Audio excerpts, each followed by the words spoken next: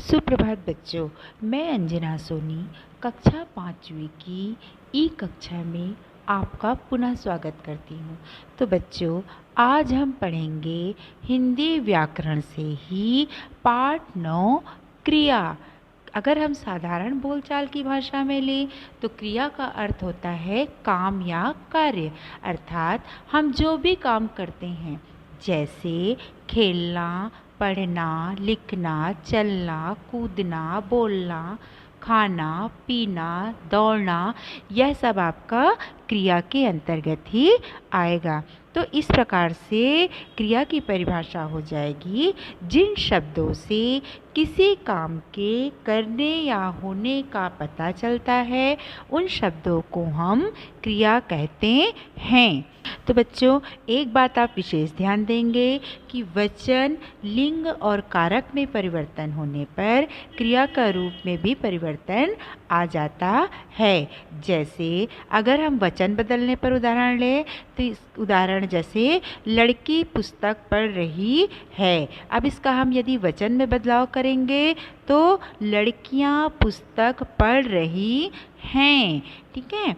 अगर लिंग बदलने पर लें तो अगर हम उसी उदाहरण को लेते हैं, लड़की पुस्तक पढ़ रही है, तो अगर लिंग बदलते हैं तो लड़का पुस्तक पढ़ रहा है। तो देखिए यहाँ पर लड़की और पढ़ रही है में बदल करके लड़का और पढ़ रहा है आ जाता है।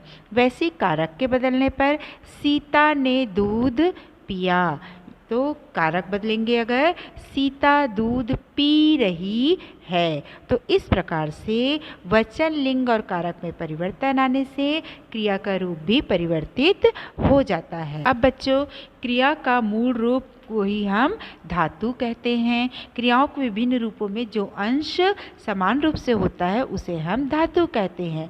जैसे अगर हम मूल रूप का उदाहरण लें तो गा, लिख, पढ़, नाच, ये हो गए मूल रूप। अब हम इसमें प्रत्यय लगा देंगे। जैसे गा का हो जाएगा गाना, लिख का लिखना, पढ़ का पढ़ना, नाच का नाचना।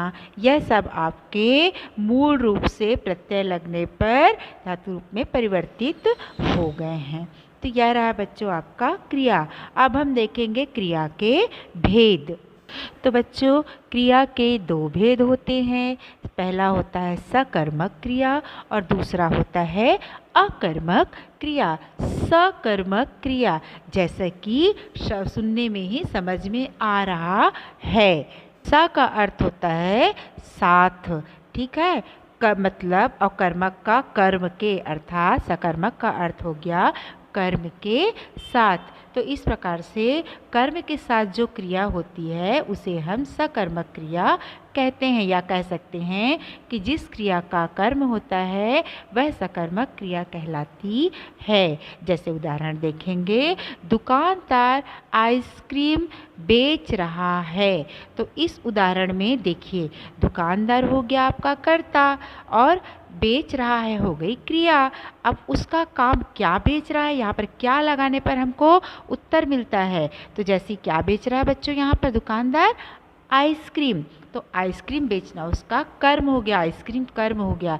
तो यहाँ पर दुकानदार कर्ता, आइसक्रीम कर्म और बेच रहा है क्रिया हो गई। वैसे ही बच्चों ने गुब्बारे खरीदे, तो बच्चों यहाँ पर जो खरीदे वह क्रिया हो गई, खरीदना क्रिया हो गई, और जो गुब्बारे हैं वह हो गया कर्म। तो देखिए बच्चों, ये दोनों उदाहरण में क्रिया कर्ता और क्रिया है वह भी कर्म के साथ। तो इसकी पहचान यह है कि सकर्मक क्रिया में कर्ता और क्रिया के साथ कर्म होता है, या कर्ता और कर्म और क्रिया तीनों होते हैं सकर्मक क्रिया में। तो यह हो गया आपका सकर्मक क्रिया।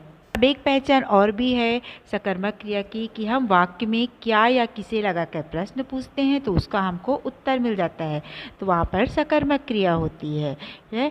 अब हम आते हैं दूसरा अकर्मक क्रिया में। तो बच्चों, जैसा कि इससे अकर्मक बोलने से ही समझ में आ रहा है, आ माने बिना। ठीक है। और कर्मक मतलब के साथ, मतलब जो क्रिया कर्म के बिना होती है उसे हम कहते हैं अकर्मक क्रिया, या कह सकते हैं जिस क्रिया का कर्म नहीं होता वह अकर्मक क्रिया कहलाती है। जैसे जैसे लड़कियां नाच रही हैं, तो बच्चों देखो यहाँ पर लड़कियां हो गया कर्ता, ठीक है। अब नाच रही है यह हो गई क्रिया। तो यहाँ पर कर्ता और क्रिया तो है लेकिन कर्म नहीं है, चूंकि कर्म के बिना है यह क्रिया, यह उदाहरण कर्म के बिना है, इसलिए यह हो जाएगा अकर्मक क्रिया। वैसे ही बच्चे खेल रहे हैं, तो यहाँ पर बच्चे हो गया आपका कर्ता और खेल रहे हैं हो गया क्रिया। तो देखिए यहाँ पर कर्ता और क्रिया तो है लेकिन कर्म नहीं है, इसलिए यहाँ पर हो जाएगा आपका अकर्मक क्रिया। तो इस प्रकार से कर्म के बिना होने वाली क्रिया को हम कहते हैं अकर्मक क्रिया। तो बच्चों उम्मीद है कि आपको क्रिया किसे कहते हैं और क्रिया के भेद अच्छी तरीके से समझ में आ गया होगा। अच्छा बच्चों, कई बार आप देखेंगे उदाहरण में कि दो दो कर्म दिए रहते हैं, तो वह कहलाता है द्विकर्मक क्रिया। तो बच्चों यहाँ पर हमारा क्रिया पाठ पूर्ण होता है। अब आपको क्रिया की परिभाषा, प्रकार और इसके सभी अभ्यास कार्य अच्छे से याद करने हैं और स्पष्ट एवं सुंदर राइटिंग में अपनी व्याकरण बुक में पेंसिल की सहायता से पूर्ण करना है। धन्यवाद बच्चों।